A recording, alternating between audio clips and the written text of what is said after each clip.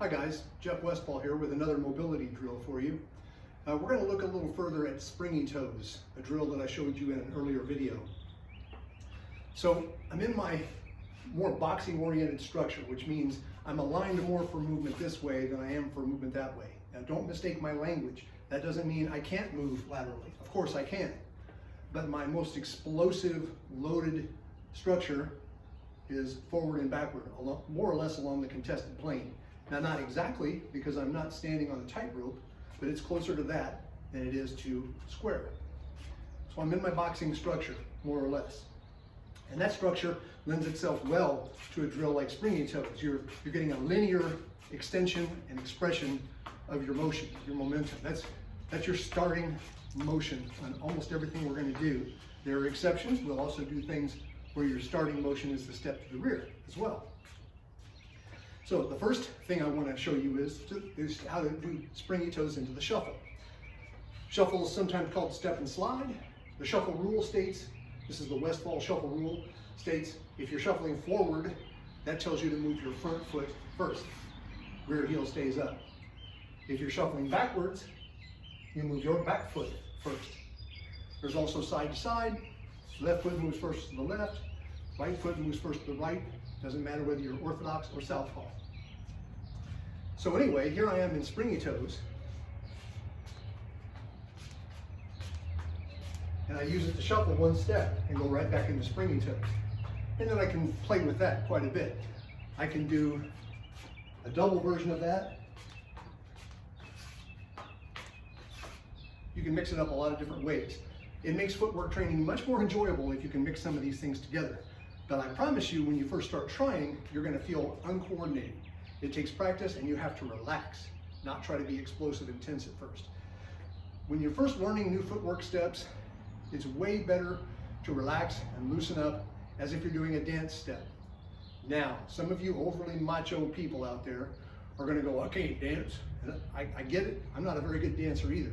But I just want you to relax, loosen up when you're learning these steps, then put the explosiveness into them when you feel comfortable. Your learning curve will be much sharper if you go about it that way, in my opinion. Having said that, so we have Springy Toes into the shuffle, and we're also going to do, there's another form of the shuffle that I call the spread shuffle. Bruce Lee called this the push shuffle. I call it the spread shuffle. I think it's a little more descriptive, and that means my first movement is a big spreading of my stance, almost like a lunge. You could also call this a partial lunge or a half lunge if you wanted to. So I take that bigger step, and my shuffle step has to be as big to make up for it. There are very few situations where I want to spend a significant amount of time spread out, way out in a lunge position. If I've got a needle sharp weapon in my hand with plenty of reach, that makes more sense than it does in a kickboxing situation. But I do like to be able to close that long distance, medium range distance effectively with this spread shuffle. So I can do this out of Springy Toes. In that fashion. You also can do all of these going backwards. So I'm doing Springy Toes and I elect to shuffle backwards. That means I'm going to start here. I actually could start at either of the 2 points, to be honest. Here or here, so long as you don't get your feet fouled up and trip over yourself. You can go that way. Now here's the difference.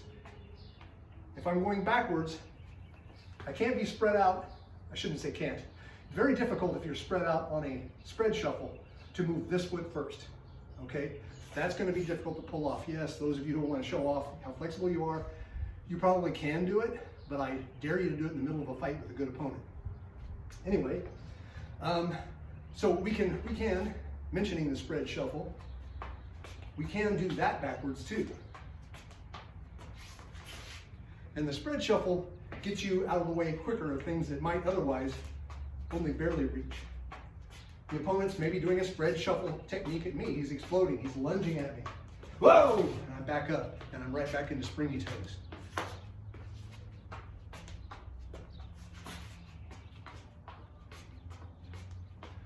Okay, so that takes care of our shuffle.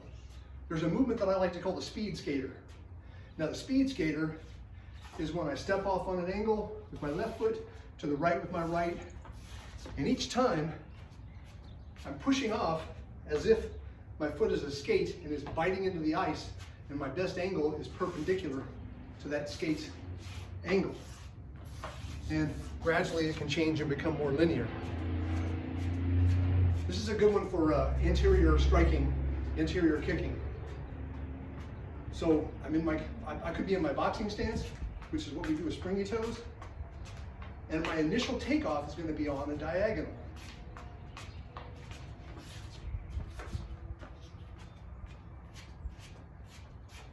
Now there's no reason that I can't bring it back and go back into Springy Toes. I also could do a pivot. Now last time, when the initial episode where I showed you Springy Toes, I showed you how we can go on different angles. Now that's technically pivoting on my rear foot. Very good. I can pivot on my front foot.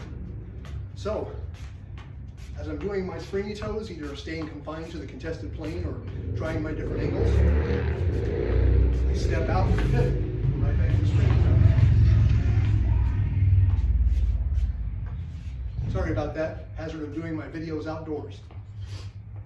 I also could pivot, and this is especially useful, with a double pivot, meaning I pivot on my rear foot, giving me an angle before I pivot on my front foot. This is a great way, mixed in with other things that sort of distract your opponent momentarily, might get you a flank shot on the opponent. So here I am doing Springy Toes. I go open, and I'm right back into Springy Toes. By open, I meant I pivoted my hips open, pivot them towards anterior exposure. If I pivot towards posterior exposure, let me back up a little bit for you. I can use that as a pivot. Now, there are many other applications of the pivot to posterior exposure. We're going to look at that in a future video.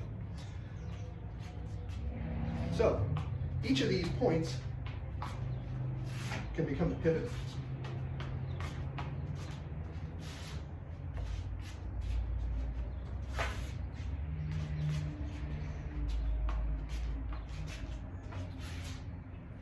Okay, so that's our pivot off of Springy Toes.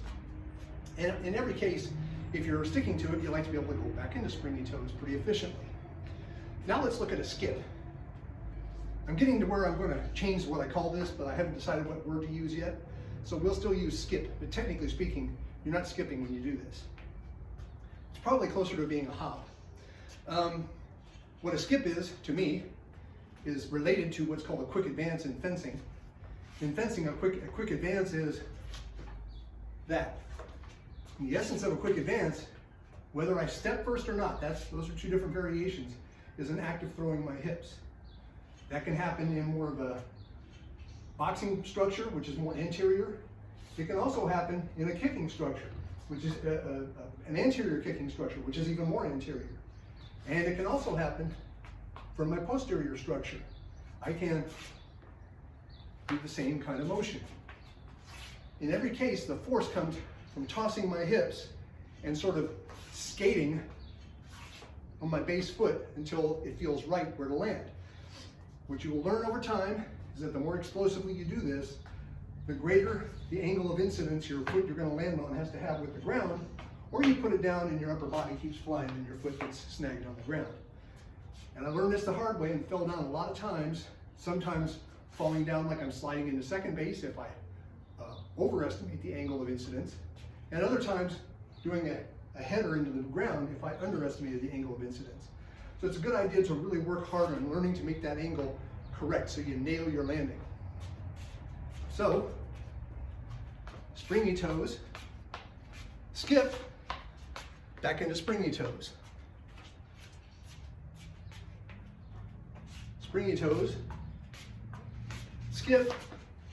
Now, it's difficult to go from this structure out into Springy Toes without learning it the right way. So let's talk about that. If I'm here and I've got my balance, I simply step out. So springy toes, skip, back out into springy toes. Okay, I can also skip and retreat.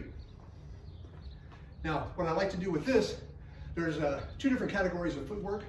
There's the footwork that you use in relation to your opponent that doesn't have much to do with, it's not being affected much by the environment. Then there's the footwork that is affected by the environment. For example, I sense, using my ninja skills, that there's a corner behind me or something else, some obstruction. And I decide I can't keep backing up, I gotta go laterally. Well, it's a bad idea to go laterally when you're within striking range. That's how you eat round kicks and wheel kicks and all kinds of horrible stuff. So a really good tactic is to skip away and then go laterally. Well, if you're not good at skipping, you're gonna have trouble doing a skip away. So it's good off the springy toes to practice translating into your lateral motion. Now, kind of outside the scope of this, the arc of view of this camera, maybe I can do it from here.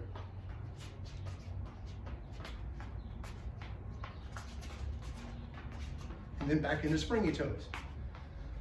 What this does for you is learning to go from what I call a lateral run, which is really a series of the skip I just showed you. Hip, hip, going from a lateral run to back into springy toes.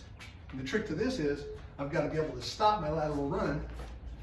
The easiest way in this case is to go into springy toes like this. I can go into either lead, that's up to you. Finally, you can put it all together. So I'm doing my springy toes, and I decide for whatever reason, by the way, in a future lesson, I'm going to show you springy toes with the rear heel down. That's going to be a little different.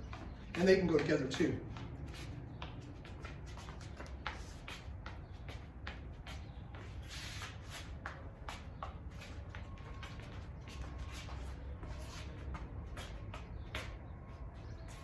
And so on. I hope this gives you some food for thought and some food for exercise. Take care. We'll get together the next time.